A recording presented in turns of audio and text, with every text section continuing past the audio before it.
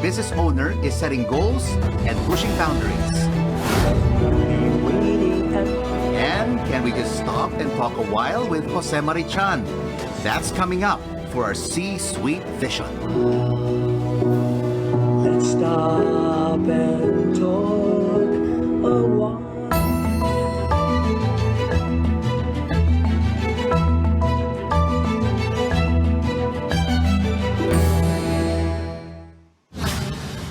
From lawmakers to members of the cabinet, they have a long to-do list following Monday's State of the Nation address. President Rodrigo Duterte said the country is in a better position to weather the crisis caused by the COVID-19 pandemic. And as we have been saying, it's both a health and economic crisis. So what are the next steps? Let's have an exchange with Senator Grace Poe. Senator, thank you so much for joining us on the exchange. The Bayanihan 2 Act has been approved on third and final reading by the Senate. It's worth about 140 billion pesos. Is this enough to pump prime the economy at matulungan, Senator, ang ating mga micro, small, and medium-sized enterprises? I think that it will help, and it's a step in the right direction. But I think it will be more effective in conjunction with other policies, perhaps another enabling law that will help boost the provisions in the Bayanihan law. And most especially, of course, when it comes to implementation, the government can actually fulfill all of those provisions in the Bayanihan 2.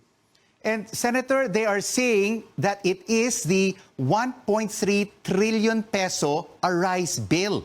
According to Congresswoman Stella Kimbo, it is a more comprehensive package that looks into social protection, wage subsidies to businesses aimed at retaining workers, and subsidies to SMEs.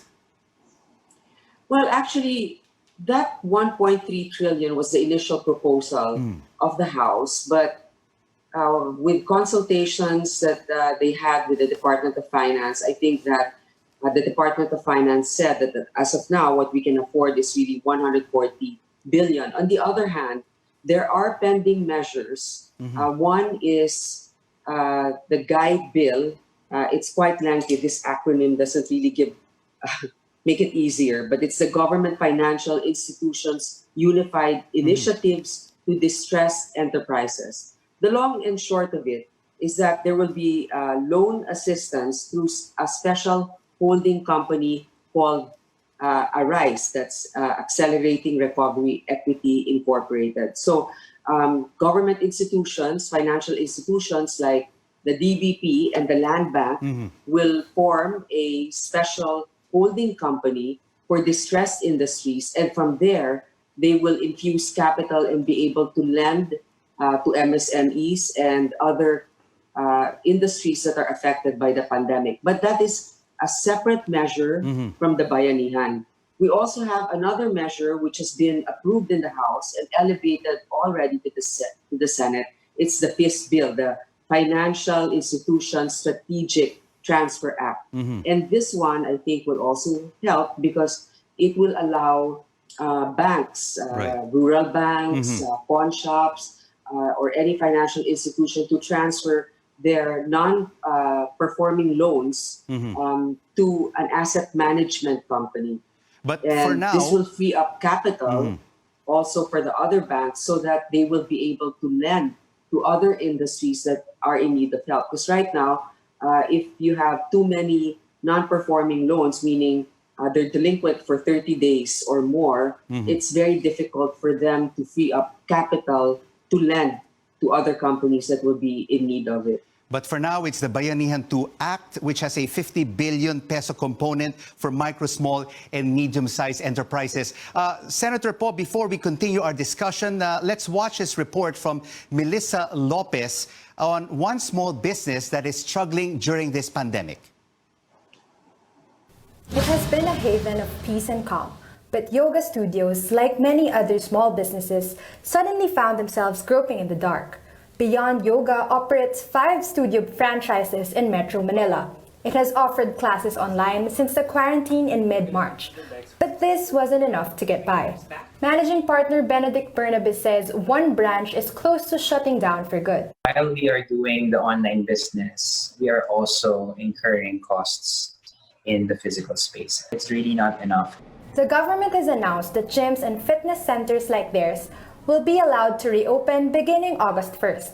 Beyond Yoga says it will observe physical distancing, so this means cutting a typical class size of 30 by half. And operating at 30% capacity would allow just 5 people at a time in the studio. But some customers say they're not ready to risk their safety for yoga just yet. In June 30th, we asked them if the government allowed gyms and fitness studios to open on July 15, will you come? And a staggering majority of them, around 75 to 90% said say no, that they will not come. For the owners of Beyond and for all of the owners of Beyond, we really don't think that we should open. But it's not that easy on the ground. If the president is sincere in helping small businesses, he should institute a rent freeze on for small businesses and maybe assist in terms of providing funding for hiring people. Melissa Lopez, CNN Philippines. Senator Poe, you have heard the plight of one small business. If you had your way, what will be your blueprint to help the economy and the micro, small, and medium-sized businesses? Well, as we have contributed to the crafting of the Bayanihan 2, one of the provisions there is that medium, small, micro enterprises will be able to avail of certain incentives. Number one, they can avail of a loan that's anything that's 3 million pesos or less is collateral free and payable in 3 years at the lowest interest rate possible. So these are very specific provisions that MSMEs are entitled to. Another thing is that the DBP, as I mentioned, and the Land Bank is really directed to focus their loans on MSMEs. And as part of the oversight committee of the legislative branch, that's one of the things that we will ask is a list from them of the MSMEs that they are loaning to. Because the Land Bank, for example, is given 30 billion with an instruction that they should focus on agricultural MSMEs. The DBP is also instructed that they should be able to lend to MSMEs in the manufacturing sector as well as the service industries. Now, aside from those government financial institutions, there are also the departments such as the Department of Tourism that is allotted 10 billion pesos to focus on micro barangay enterprises. So that's very specific. So they should be able to avail of those government allotments. 21 billion is given to the Department of Transportation for those that are impacted by the lockdown, and 21 billion for the Department of Agriculture alone for the plant program. Right. So these will, I think, be beneficial to many MSMEs. And they're hoping that this will all come to fruition and they will be able to benefit from these initiatives being planned by the government and Congress. And now, Senator Poe, we spoke with Trade Secretary Ramon Lopez, and he said e-commerce businesses have created jobs during this pandemic. Let's listen in. Dito sa new normal, it has opened up new business models that more e-commerce, more delivery, logistics. These sectors have grown and created new jobs. So nag-iba yung terrain, the business terrain has really changed. And as an entrepreneur, alam mo mga entrepreneur, laban lang yan parate. Senator Poe, a lot of businesses, small businesses have set up, of course, what they call like their Viber, Messenger, Facebook, or WhatsApp economies to make ends meet. And now the House has filed this bill of a 12% VAT on digital transactions. Is this fair? I think that a lot of my colleagues have expressed their disapproval, and I am one of them, particularly at this time when we are encouraging an online platform. Perhaps later on for the bigger companies, but the majority, even in our country today, the majority of businesses are MSMEs. It's more than 99%. So the ones that will be affected are the startups, the smaller companies. And in the Bayanihan Bill, this might be contrary to what the provisions are when it comes to directing the DTI to encourage online commerce through particularly digital media, retail, ride-hailing apps, and to help in the digitization of MSMEs. So why will the MSMEs be encouraged to digitize if there's another legal a legal obstacle or taxation that will be involved? So I think that taxing them at this time is not necessarily it will not be very encouraging. Granted that it might add revenue to the government, but it does not, I don't think that the productivity that will be decreased just so we can add a little bit more to our coffers is actually productive at this time. Small and medium businesses are indeed a lifeline of the economy because they create jobs. Thank you so Correct. much for joining us, Senator Grace Poe, on The Exchange. Thank you. Well, there's more to understand about what needs to be done to get our economy back on track. We'll dig deeper into this. But can we just stop and talk a while with none other than Jose Marichan? Stay with us on The Exchange right here on CNN Philippines. News you can trust.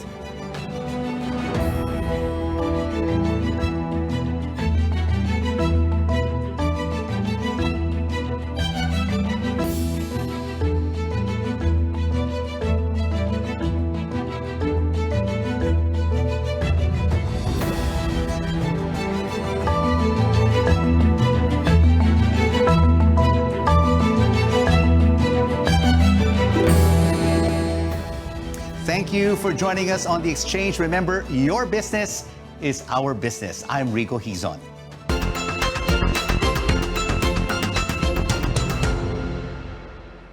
Banks saw lower profits in the first half of the year as they brace for loan losses amid this pandemic.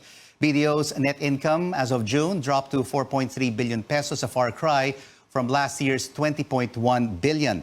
The bank's total provisions over 22 billion pesos in case of loan delinquencies. Meanwhile, Bank of the Philippine Islands provisions reached more than 15 billion pesos. This dragged first quarter profitability down by 15% compared to the same period last year, and second quarter income to over 24%. Google employees won't be reporting to the office anytime soon. On Monday, the search engine giant told staff they can work from home until July of next year in light of this health crisis. The scheme will cover around 200,000 full-time and contractual employees. Well, the telcos in the country have a major to-do list and a threat from the president: improve services by December or face expropriation. Will this have an impact on how foreign investors view the country as an investment destination?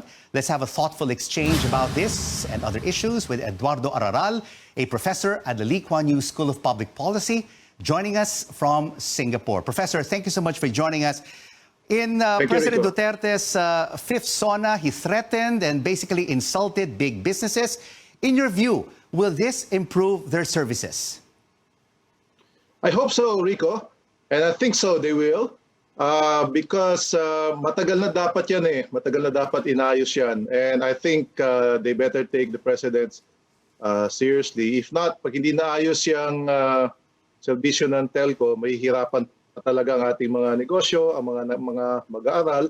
Kaya that's what's weighing on the mind of the president. Kailangan ayusin yung serbisyo ng mga telco, Rico. But it's not only just their fault, Rico, because the government also has some fault. Kasi matagal lang napabayaan yung problema na yan eh. Ang complaint ng Globe and Smart, hirap sila magpatayo ng mga towers sa mga LGUs at saka mga Homeowners Association. Simple lang ang solution dyan, Rico. Bukas dapat ilabas ng NTC at saka ng dalawang telco lahat ng listahan nila ng application para magkaalaman na kung sino ang mga natutulog at sino nagbibinbin sa kanila mga telco towers. Nahihirapan rin sila sa bureaucracy, Professor, in the different local government units. But we've also seen these Philippine businesses, Professor, help the country through the years. And they've also basically ably demonstrated that they are here to help during this pandemic. That's true, Rico. They've been helpful. That's why I said kailangan ding ayusin ng gobyerno yung mga permit na yan, ano? At tulungan din yung mga telco dahil hindi lang nila kayang itayo yung mga tower kung walang tulong ang gobyerno. So dapat ang role model natin siguro, Rico, ay halimbawa Taiwan, South Korea. Meron din sila mga family conglomerates, ano? Pero they follow the rule of law. At ang gobyerno tinutulungan itong mga national champions, mga family conglomerates to achieve national objectives as long as they follow the rule of law also. So dapat ganon. But it cannot just be one way that the government just threaten the national players, but yung mga national players also naman, if they don't do their part. But sa mga nangyayari dito in Philippine business, like you, Professor, you're based in Singapore. There are a lot of investors there in South Korea, Japan, the United States, and Europe. And looking at the situation in the Philippines, won't this have a chilling effect on them na they might think twice? Maglalagay ba ako ng pera sa Pilipinas? Is it a risky investment destination? Depende, Rico, sa negosyo. Mga negosyante, they look at the risk and return. Pagka mga politically risky projects katulad ng telco o kaya mga water, baka they might think twice. So mga state-owned investors na lang pupunta yung mga yan. Pero kung ako ay magnenegosyo sa manufacturing, sa BPO, sa other mga projects na hindi naman political risky, I will not be worried about this noise and political risk, Rico. So discerning naman ang mga investor. So hindi naman basta-basta sila matatakot sa mga sinasabi ng presidente kasi maganda ang growth rate ng Pilipinas.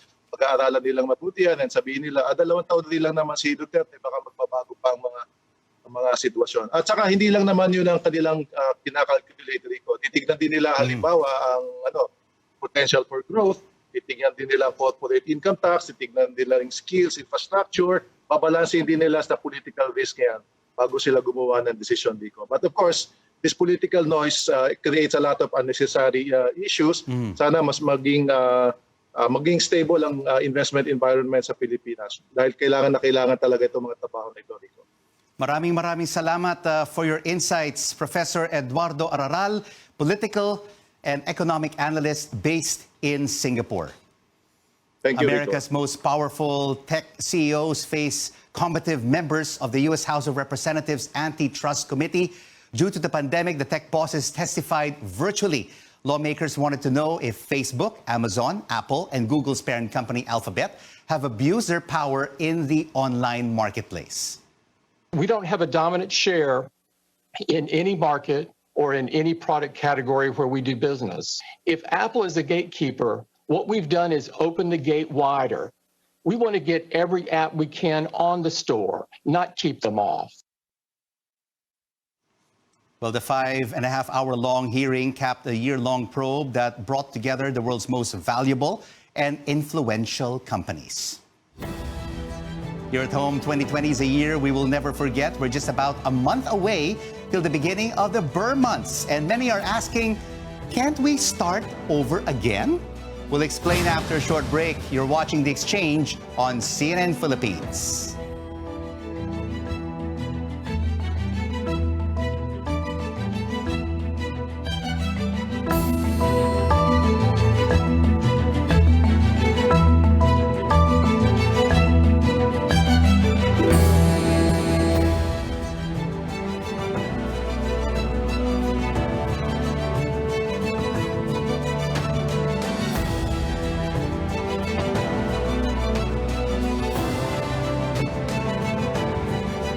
Welcome back, everyone. You're watching The Exchange on CNN Philippines. I'm Rico Hizon.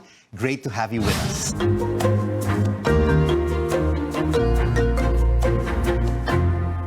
The Burr months are just around the corner. 2020 is a year like no other. But can we just stop and talk a while? Let's have an exchange with none other than Jose Marichan. Jose Marichan, thank you so much for joining us.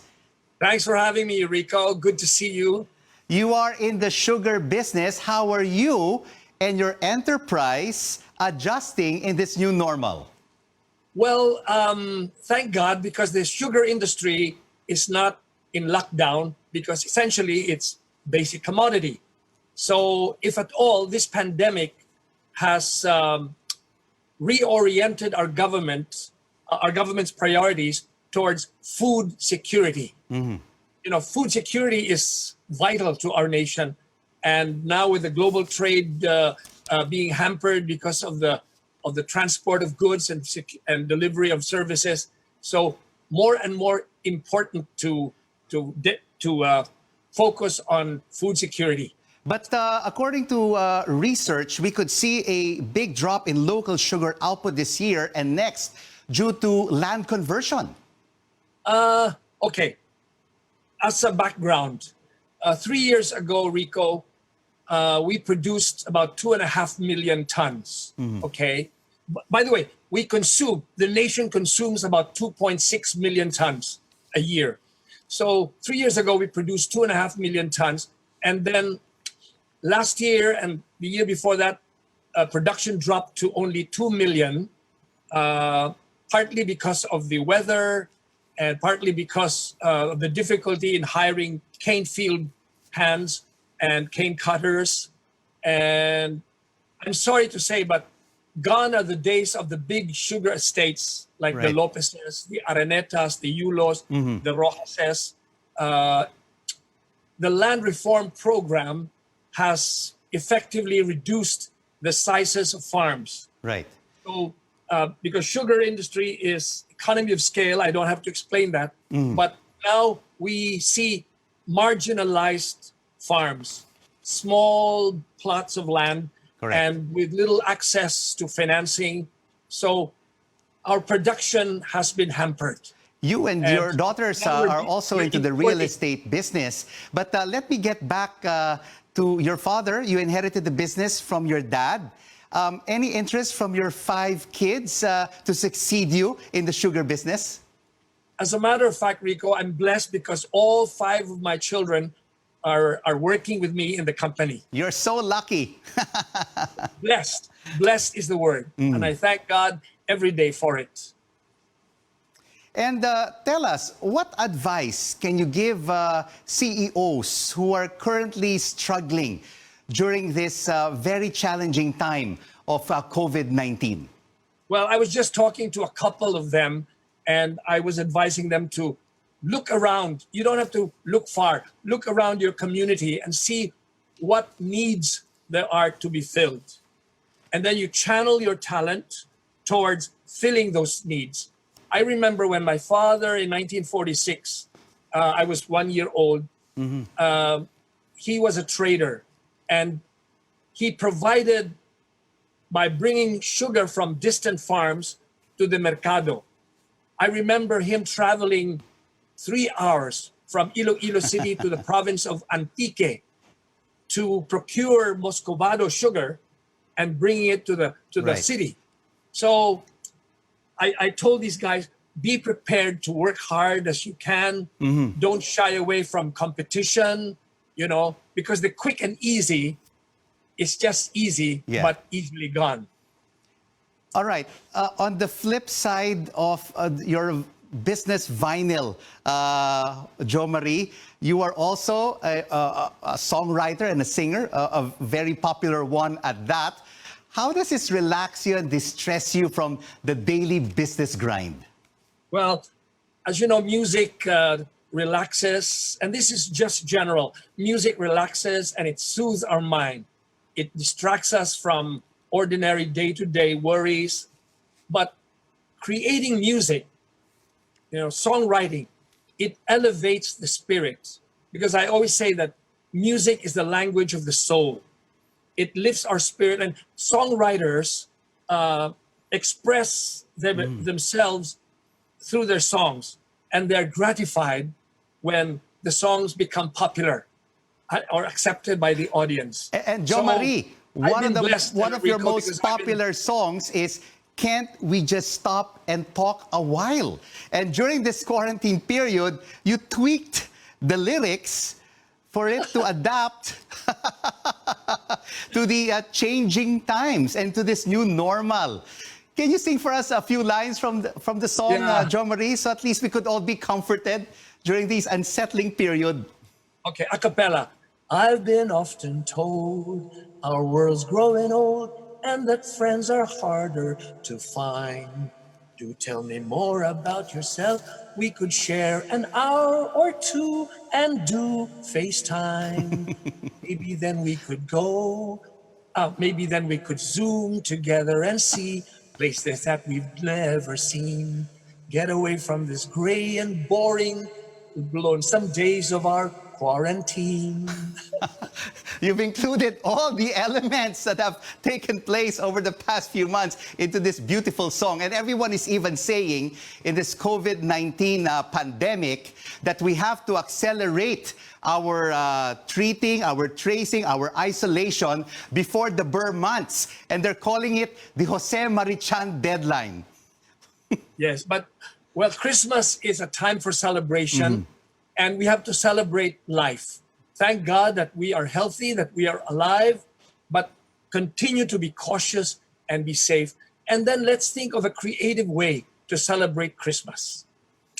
On that note, always a pleasure to have you on CNN Philippines The Exchange, Jose Marichan. Thank you, Rico. And liftoff for NASA's latest rover. This one is called Perseverance, and it will embark on a journey of over 62 million miles from the U.S. state of Florida to Mars. The rover launched last night, Manila time. Well, it's expected to land on Mars in February of next year. And lest we forget, CNN Philippines already has a boarding pass. If things go well, our name will be on the next rover to be sent out of Earth. The Philippines holds most of the tickets with over 1.2 million names submitted. Include my name there. The next mission to Mars is on July 2026. Well, we hope we were able to make sense of the facts and the figures and the ups and downs of this challenging business cycle, because your business is our business. Thanks for watching The Exchange. I'm Rico Hizon.